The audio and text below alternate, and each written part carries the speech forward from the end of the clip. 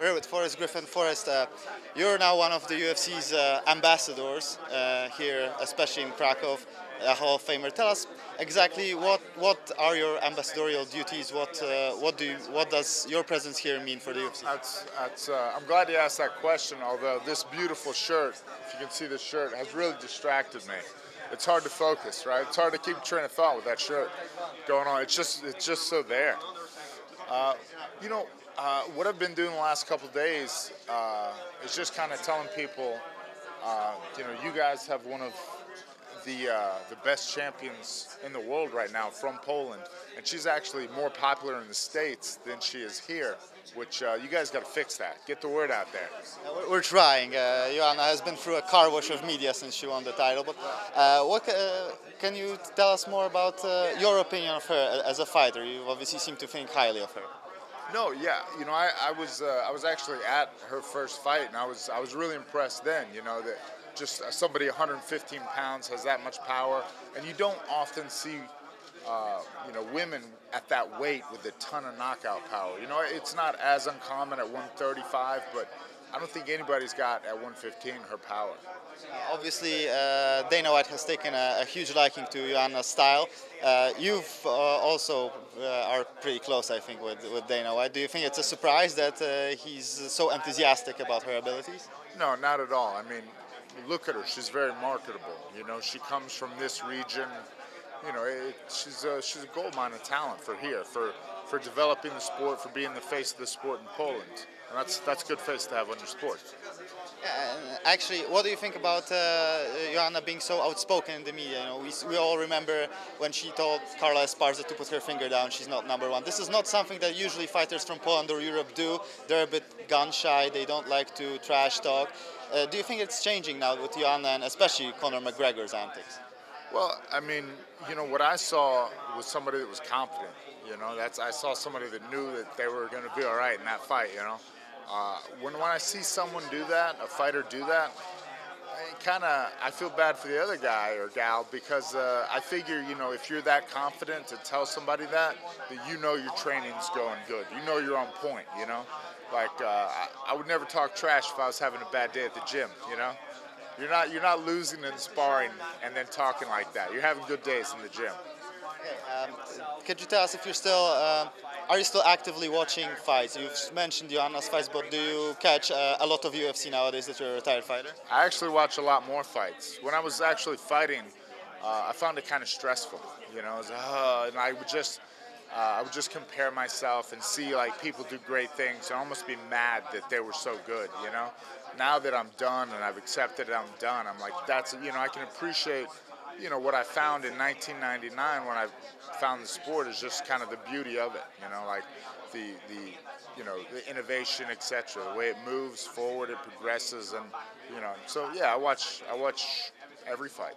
So let's talk about the division that you represented, the light heavyweight division. We have a big matchup here in Krakow with Jan Błachowicz taking on Jimmy Manuwa. What's your opinion on that? How do you size it up? Well, I think, Błachowicz has a lot of talent. He's got tremendous upside. This will be the fight that determines, maybe a good performance here. He's in the top 10. Jimmy's a good matchup for him because he's going to try and fight him, stand with him, bang with him. Jimmy's not a tremendous wrestler, so I don't think either guy's going to really, be taking the other guy down. So it's going to be I think that's probably the fight to watch. When I look at the light heavyweight division top to bottom, it seems it's gone quite shallow now with a lot of guys like you ending their career. Yeah, you're actually just saying that because John Jones has been so dominant for so long. There's a ton of good fighters at 205, but it's almost like Jones has been at the top for so long, all these guys are fighting for second place. It was the same thing when Anderson Silva was so good. There were still a lot of good fighters at 185.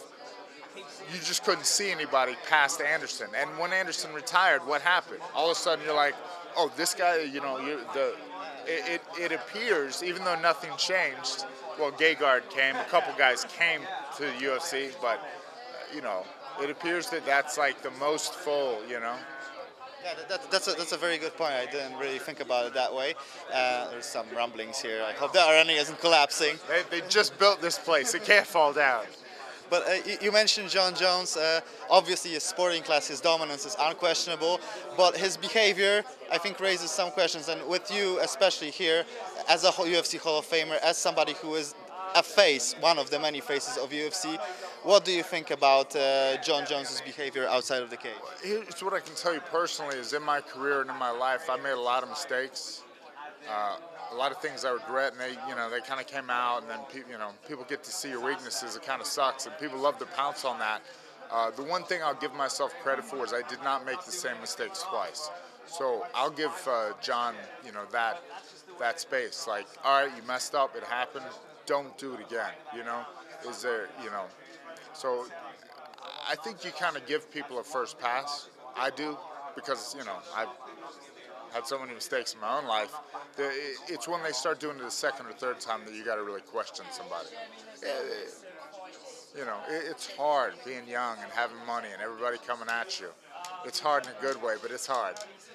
And lastly, I wanted to touch about The Ultimate Fighter. Obviously, it's been 10 years since you had the memorable fight with Stephan Bonner.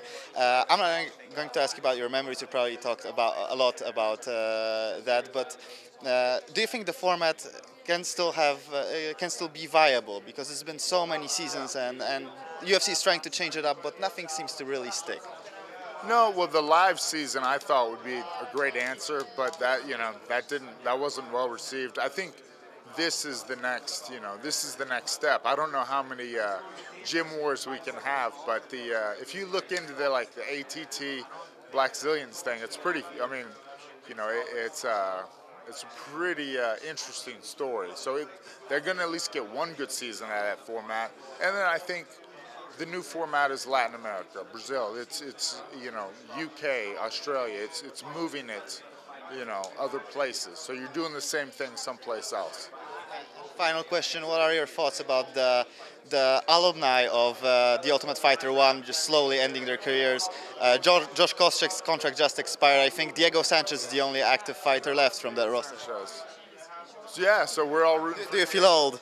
Oh, I feel old every day. Like right now, my neck's all. But so we're all rooting for Diego. It's good to see him still going. It's amazing because I know, physically how hard it gets when you get on the wrong side of 30 in this sport, and it's just good to see him still going. Forrest, thank you very much for your time, and I hope you have the best experience here in Krakow. All right.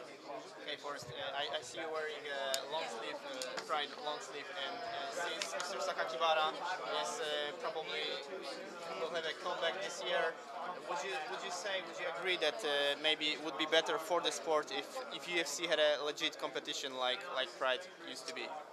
No, not really. You're a company man, I see. No, it's not just that. It's like I look at more the format of Major League Baseball. I'm from America, so Major League Baseball, the NFL, the NBA. Everybody has a premier league, the NFL, and that's the UFC. And then you have other leagues, feeder divisions. You have your AAA ball, etc. And that's what everybody else is. That's a good format. It's the best way to get the best talent in one ring. You remember in one octagon. You remember, you're a fan of the sport, like 2003. Oh, is it Tito? Is it Vanderlei? Is it Chuck? Is it Vanderlei? It kind of sucked. You couldn't get the two best guys in the world in the same thing to fight. So.